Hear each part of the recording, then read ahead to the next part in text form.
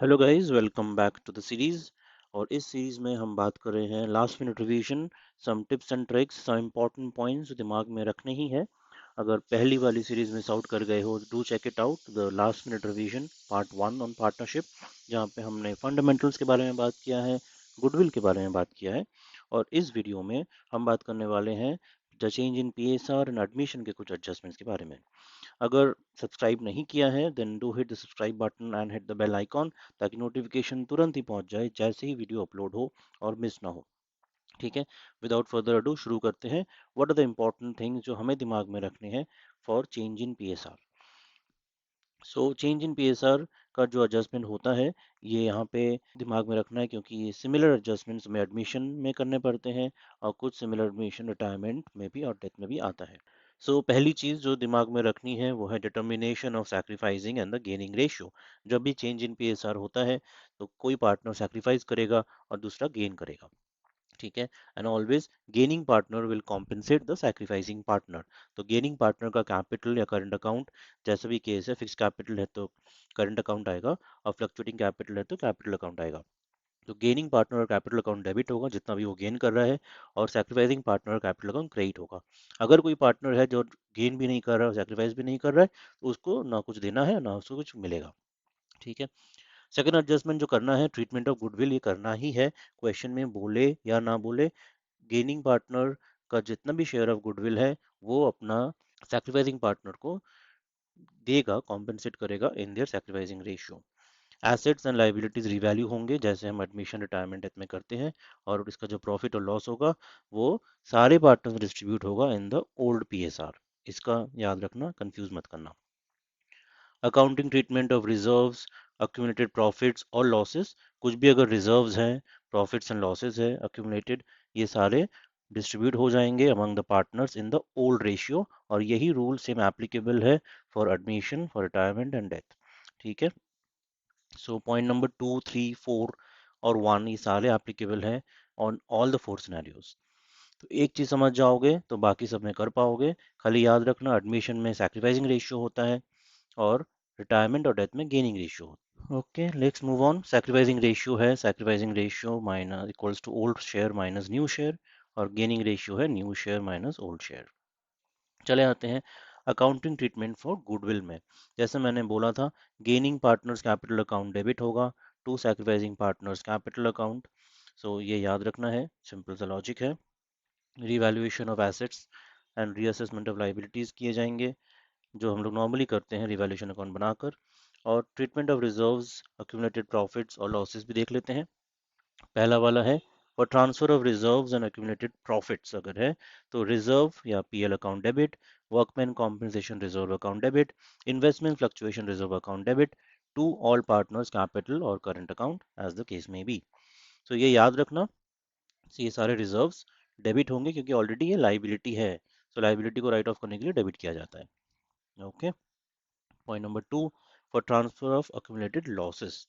अगर लॉसेस है तो ठीक उल्टा हो जाएगा, all partners capital current account debit to profit and loss account, ये लॉस है, और to deferred revenue expenditure account, ये हो गया तुम लोग का एडवर्टाइजमेंट सस्पेंस अकाउंट, जो बैलेंस शीट में एसेट साइड में दिखाया जाता है। याद रखना, उसको भी राइट ऑफ करना है among the partners, all the partners in the old ratio, and that is the rule for all the 4 cases, admission retirement death हर जगह पे।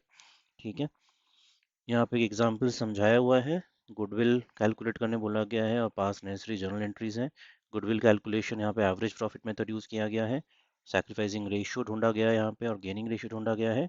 देन द शेयर, गुडविल का शेयर ढूंढा गया है हर एक पार्टनर का, based on their sacrifice and the gain, कौन कितना गेन कर रहा है और कौन कितना सैक्रिफाइस कर रहा है, और उसके हिसाब से gaining partners capital account debit हुआ है क्योंकि बी यहाँ पे गेन कर रहा है, to A's capital account to c's capital account in their sacrificing ratio. चले आते हैं एडमिशन ऑफ अ पार्टनर में। यहाँ पे बहुत सारे इंपॉर्टेंट पॉइंट्स हैं जो दिमाग में रखने हैं।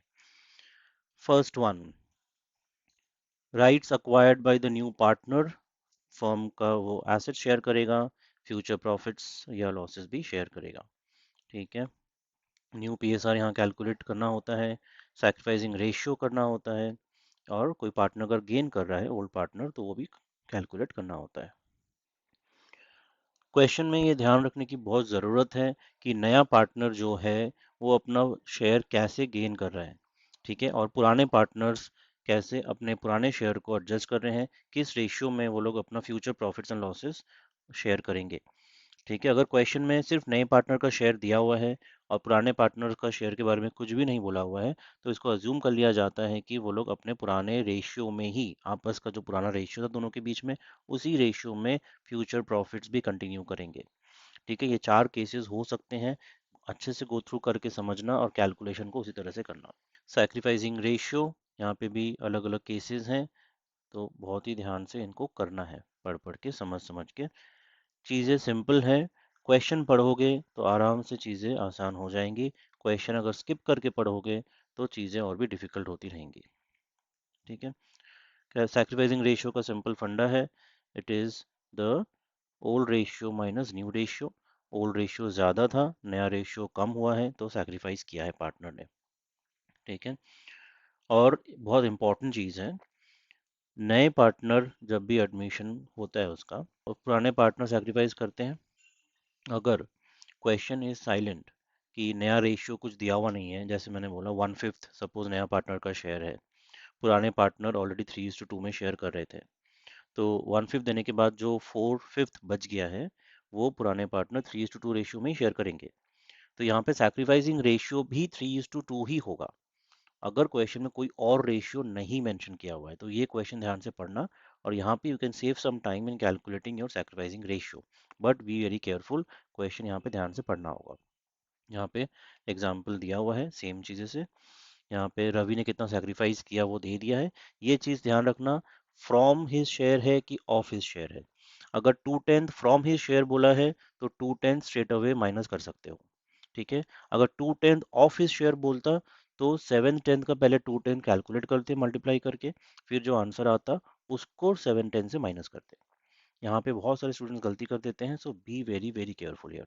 ठीक है, आगे बढ़ते हैं। अकाउंटिंग ट्रीटमेंट ऑफ गुडविल, ये भी बहुत ध्यान रखने वाली चीज़ है।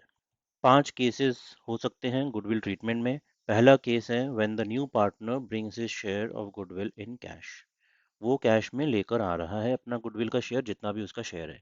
उसमें भी 2 केसेस हो सकते हैं, सब केसेस पेड प्राइवेटली। अगर क्वेश्चन में बोला है कि नया पार्टनर अपना गुडविल का शेयर लाया है और वो उसने प्राइवेटली सैक्रिफाइसिंग पार्टनर्स को दे दिया है, तो उसके लिए कोई जर्नल एंट्री पास नहीं होगी। ठीक है, सिंपल एकदम। अगर वो लेके आ रहा है और पार्टनर्स को दे भी दिया उसने, तो यहाँ पे 2 जर्नल होगा।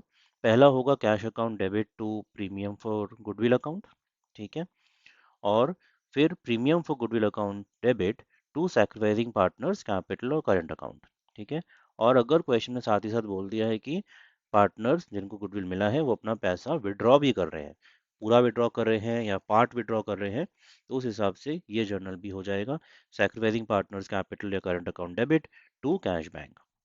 ठीक है, इसीलिए क्वेश्चन ध्यान से पढ़ना बहुत ज़रूरी है।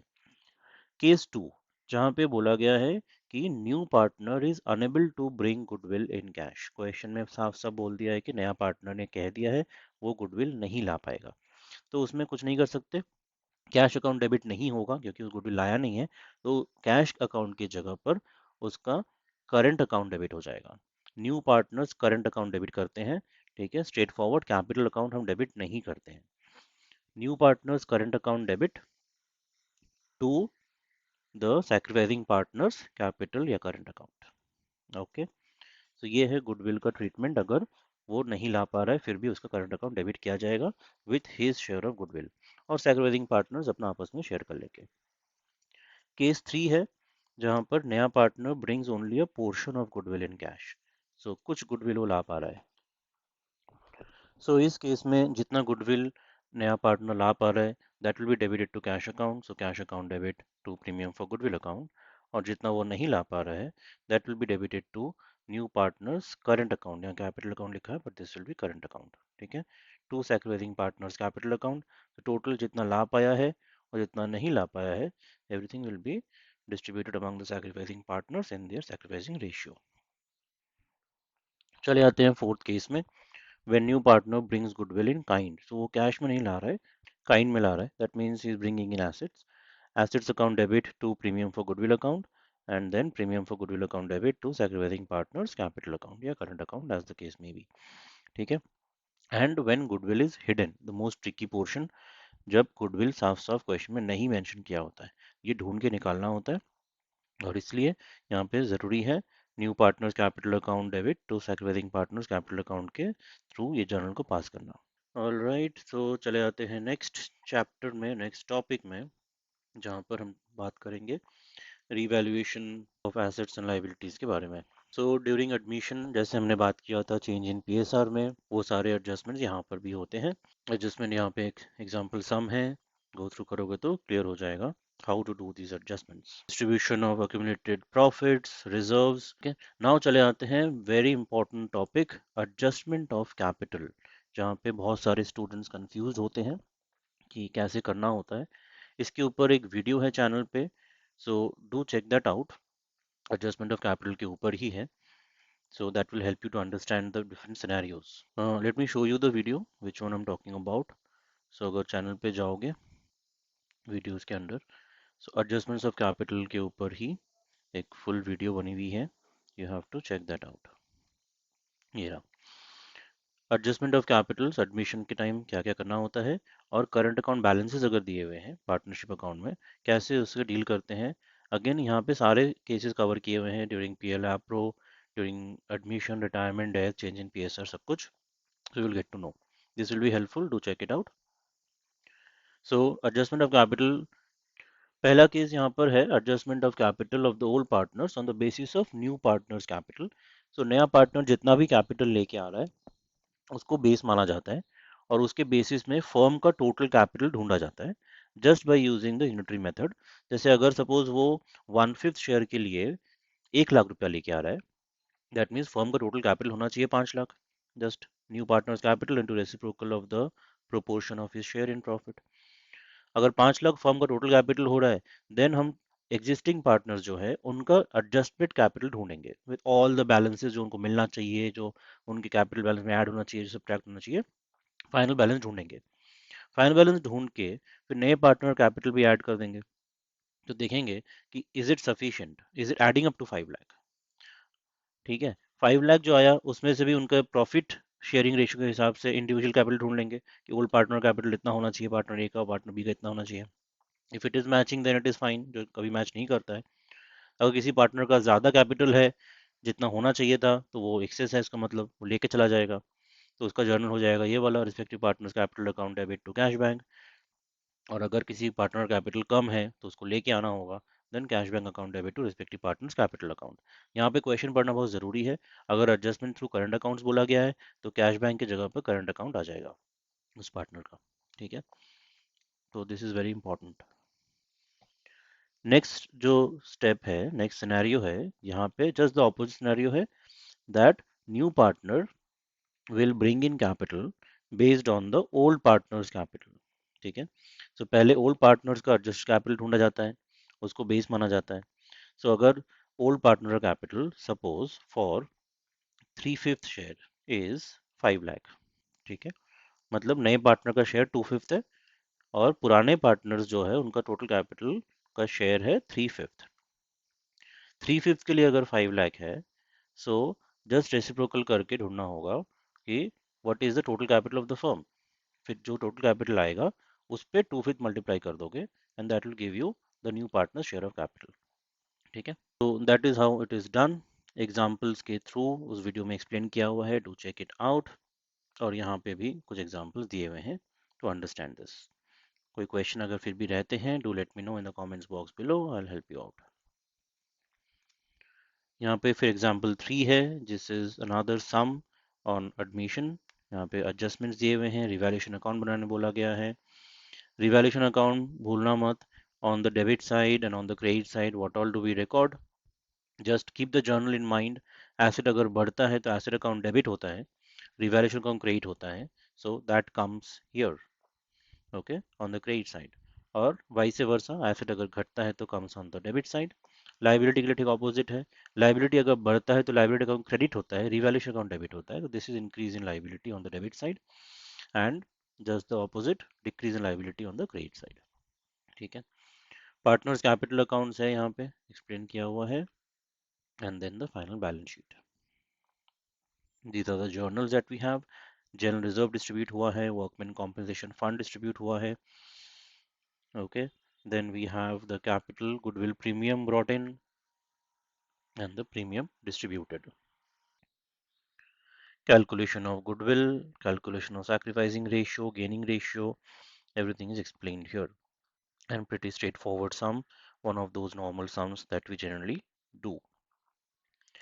Retirement and death and resolution will be covering in the next series, next video that we have. Do let me know if you have any questions. अपने सारे दोस्तों के संग शेयर कर दो ताकि वो भी ये सारे important points quickly revise कर पाए before the exam. Okay, stay tuned for more such videos which are coming in very soon. Thanks for watching.